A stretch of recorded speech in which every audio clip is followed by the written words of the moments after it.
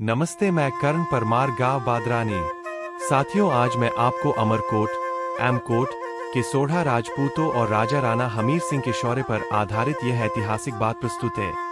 अमरकोट के सोढ़ा राजपूत, शौर्य और स्वाभिमान का प्रतीक। अमरकोट, अब उमरकोट, सिंध, पाकिस्तान की ऐतिहासिक भूमि पर सोढ़ा राजपूतों का शासन सदियों से स्थापित रहा है।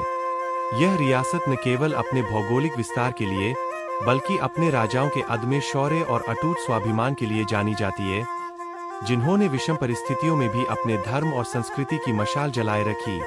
राणा हमीर सिंह, वर्तमान में शौर्य का झंडा बरदार। आज अमरकोट रियासत के प्रमुख राणा हमीर सिंह हैं, जो सोढ़ा वंश की गौरवशाली परंपरा को आगे बढ़ा रहे हैं।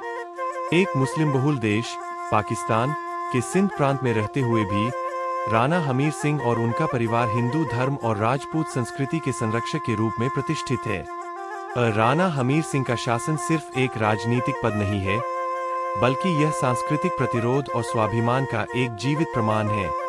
वह आज भी अमरकोट की धरती पर सोढ़ा राजपूतों की शान और शौकत के साथ हिंदू ध्वज फहरा रहे हैं, जो उनकी असाधारण दृढ़ता को दर्शाता है।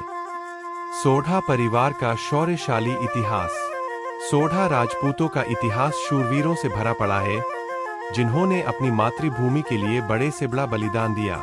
इस वंश ने कई ऐसे योद्धाओं को जन्म दिया है, जिनके नाम लोक कथाओं और इतिहास के पन्नों में अमर है।